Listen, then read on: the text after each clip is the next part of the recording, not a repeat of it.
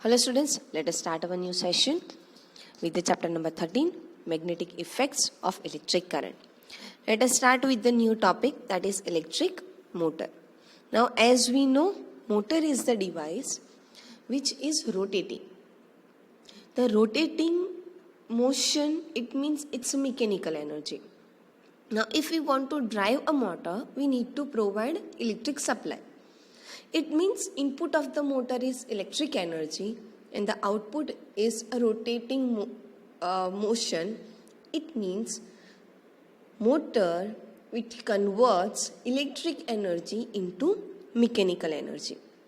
Now this motor we are using it in various appliances like fans, refrigerators, mixers, washing machine, everywhere, right? So we need to understand that how this particular motor works and how it will convert electric energy to mechanical energy, how its rotary motion can be possible. For that, focus on the diagram. Here two permanent magnet is given. One is defined as a north pole, another one is defined as a south pole. It means we are providing constant uniform magnetic field that is generated between north pole and south pole of that particular magnet. In between this magnetic field lines, rectangular coil it is provided, that is defined as a ABCD rectangular coil, which is insulated copper wire. Now this coil is placed in such a way that whatever the magnetic field lines are available and a coil arms ABCD are perpendicular to each other. So while the coil and the magnetic field lines are perpendicular to each other, maximum current can flow through it. Both are in a perpendicular manner, so force exert maximum. Now the end of the coil, it is connected with split rings, and that split ring is defined as an P and Q, as you can observe in diagram. With that split ring, fixed brushes are connected, which is denoted as an X and Y. X and Y position won't change, this is a fixed, and with that whatever the split rings are there, that will be movable. This brush is connected with the external supply, as you can see over here with the plug key. So this is how this structure is defined. Now the current is passing through that supply from the brush towards the coil ABCD.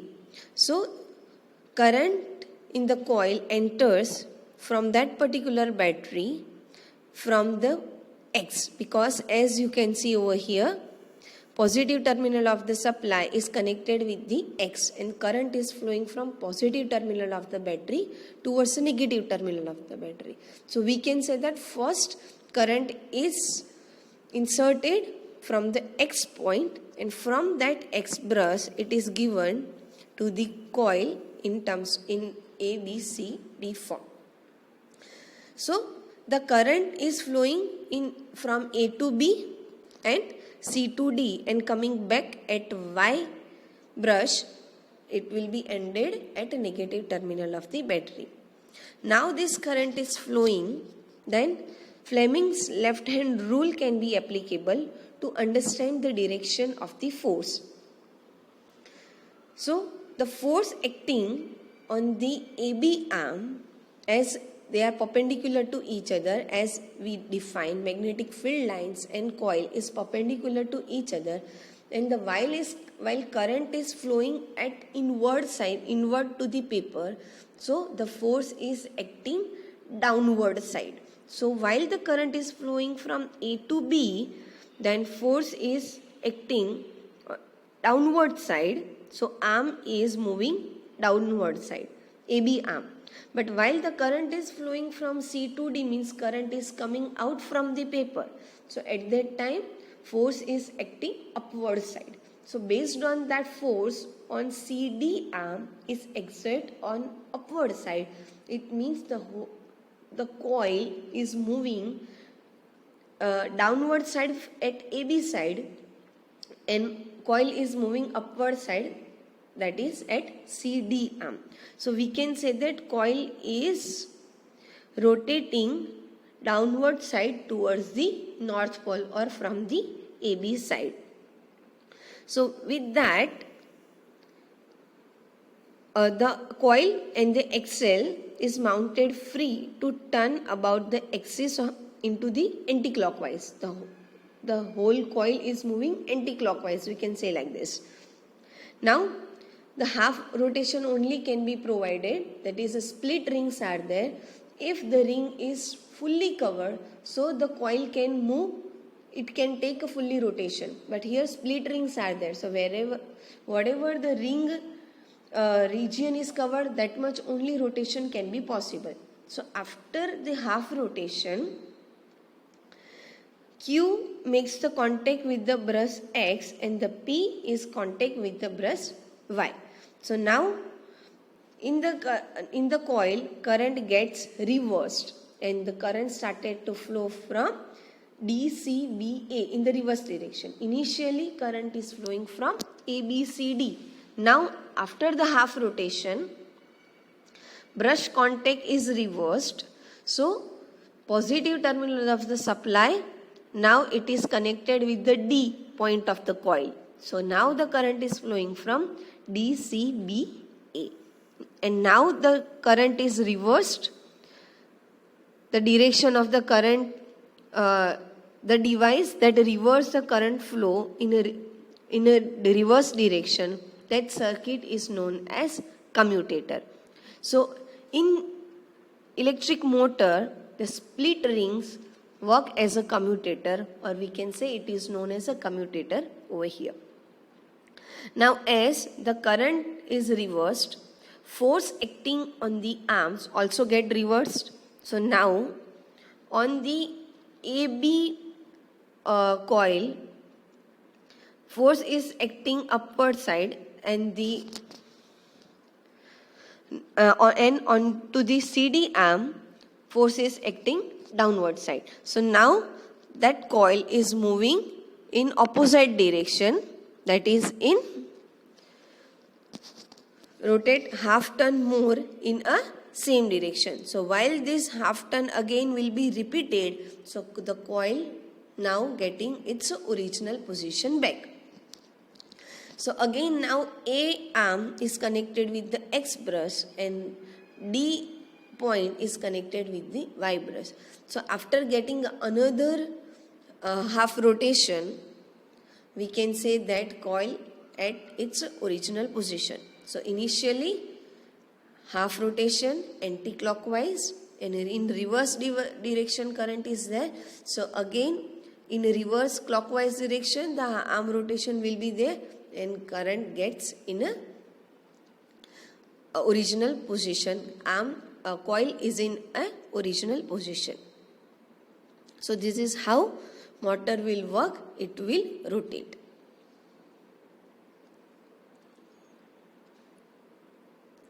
Now the use of the motor in a commercial purpose, if we are saying that, so instead of the permanent magnet, what it is defined in diagram, generally in commercial purpose electromagnet is utilized.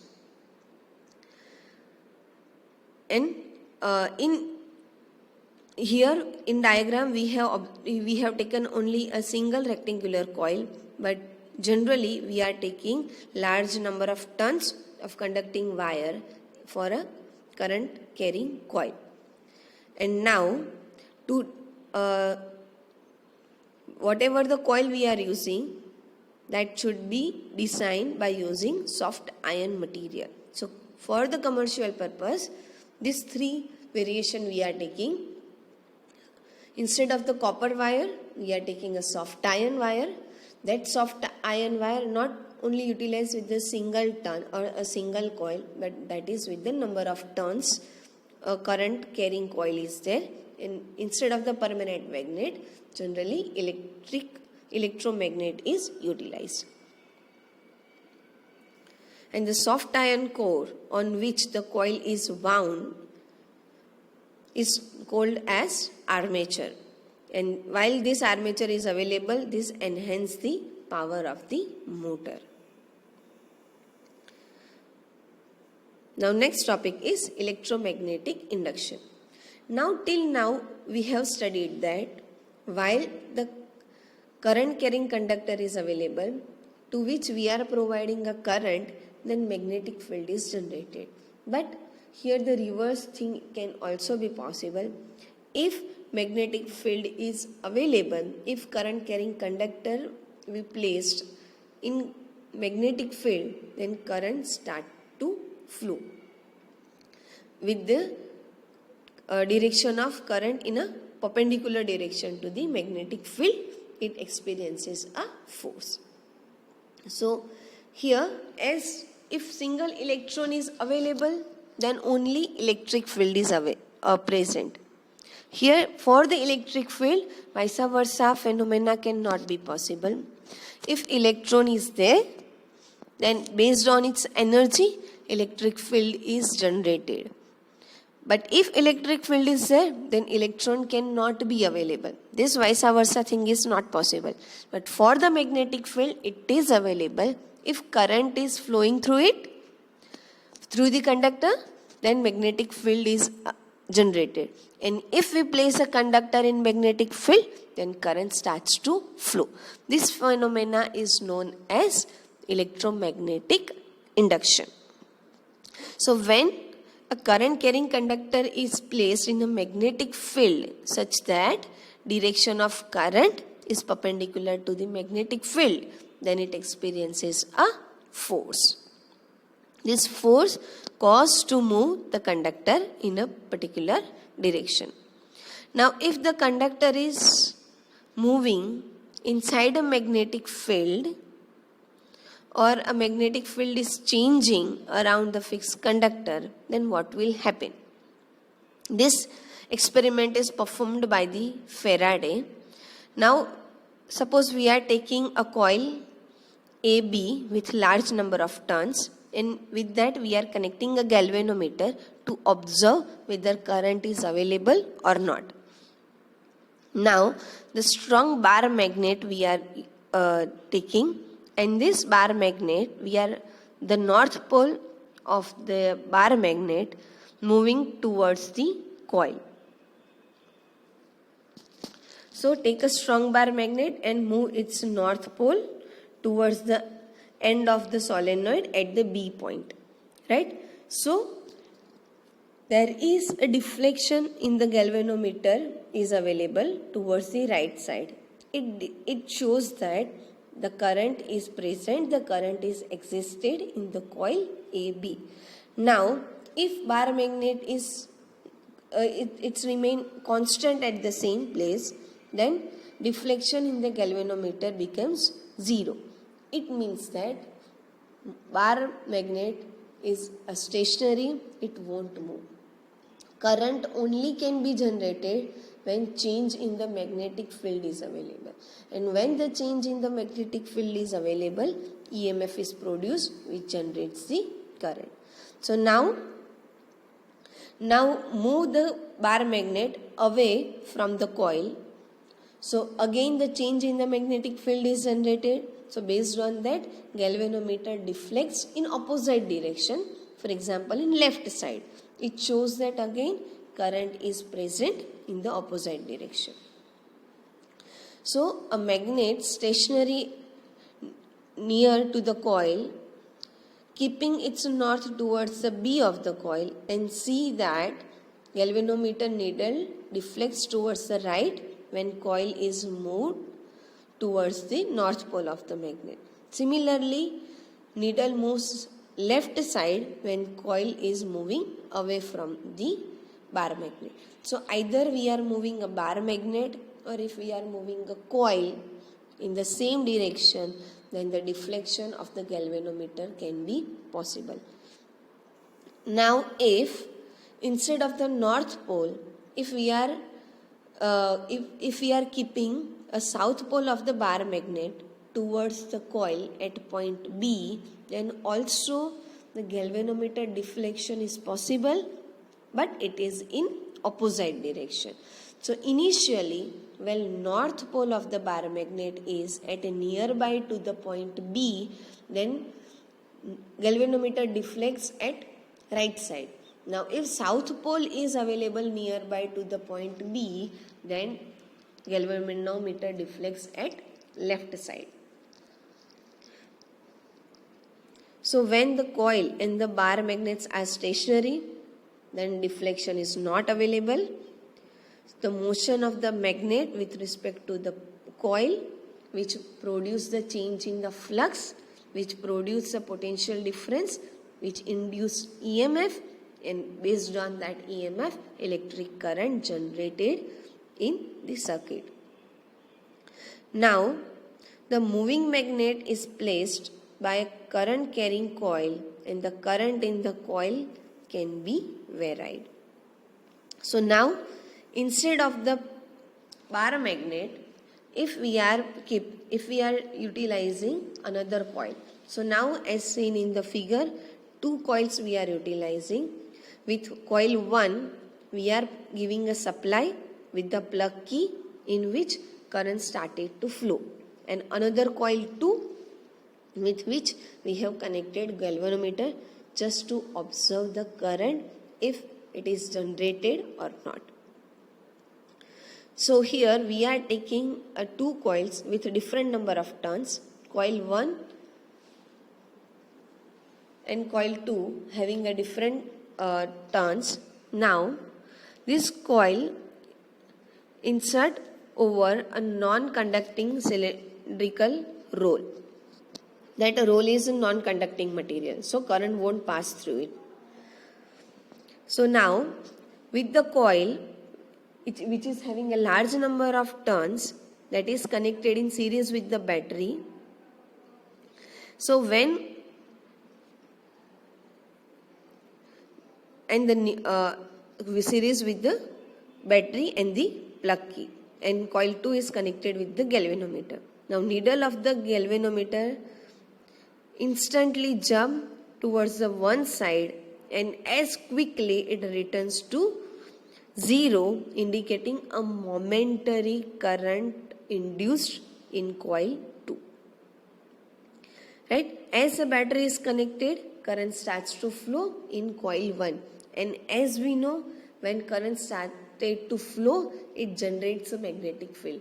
So when the magnetic field is generated, at that particular very instant, in coil 2, it is affected and current deflection it shows.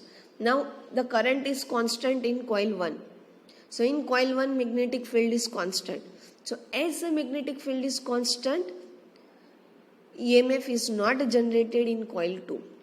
So for the very few movement, current deflection shows in coil 2 that we can observe through the galvanometer, and the very next moment it goes to 0. Now if we disconnect the battery, so current start to reduce and goes to 0. So during that condition, magnetic field in coil 1 is reduced. Ultimately it is varying. Variation in the magnetic field affected over the coil 2, and EMF is produced, and for that particular instant only, deflection can be visible in galvanometer in opposite direction. So a potential is induced in coil 2 whenever the electric circuit through the coil 1 is changing.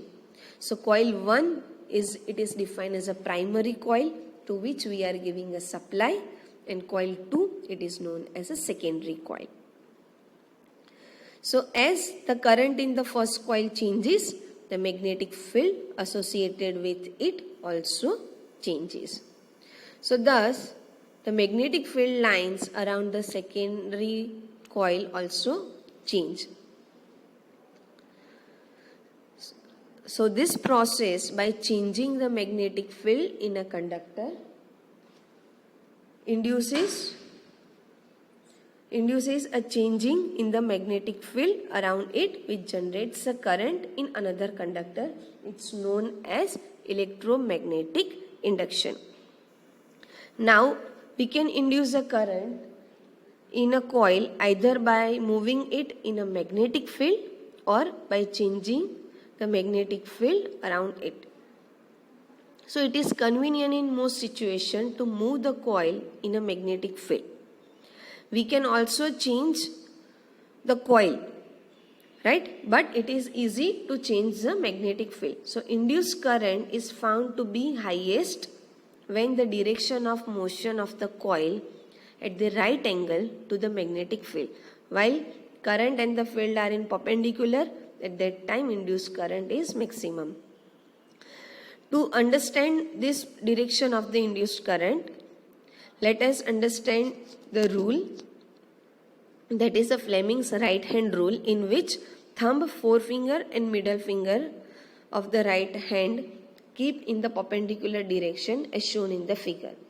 So the forefinger indicates the direction of magnetic field, thumb shows the direction of the motion of the conductor, and the middle finger shows the direction of induced current. That is defined by Fleming's right hand rule. Here we are going to end this session. Hope you understood. Thank you.